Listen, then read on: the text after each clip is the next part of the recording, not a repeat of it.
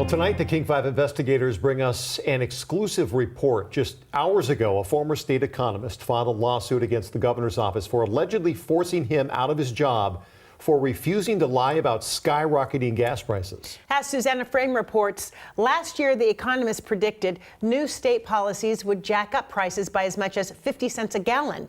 He says state leaders wanted him to keep that quiet. It grinds you down. It exhausts you.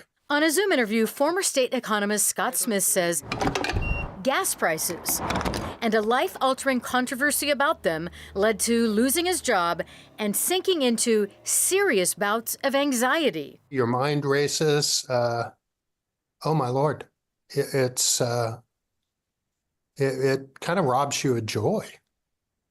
Is it even difficult to do this interview? Yeah. Oh, this has not been a good day. Today, Smith filed a lawsuit accusing the Department of Transportation and the governor's office of retaliating against him for refusing to hide from the public his mathematical prediction that a new state policy would send gas prices up by 40 to 50 cents a gallon.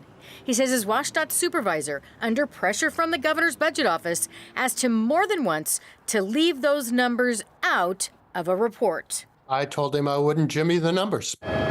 At issue is the Cap and Trade Program. It's an Inslee-backed policy to make the state's biggest polluters pay for their carbon emissions. So far, it's brought in more than $2 billion for programs to fight climate change. Look at the profits they have made on our backs in the last couple of years. At the time, the governor was blaming others, like the greed of big oil for gas price increases.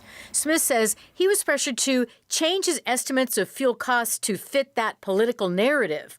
But he refused. In my entire career, I haven't had anyone actually explicitly ask me to change a number in my entire career. And I've been doing this since 1987. According to the lawsuit, the retaliation was hostile and ranged from being denied basic software all the way up to having his job eliminated through new legislation. Before he was House Bill 1838. Last year, the legislature passed a bill that moved his duties to another agency. At this hearing, the only agency testifying in support of that was the governor's budget office. We believe that it will provide greater visibility into the forecast. Do you really believe that they pushed legislation through specifically to get rid of him?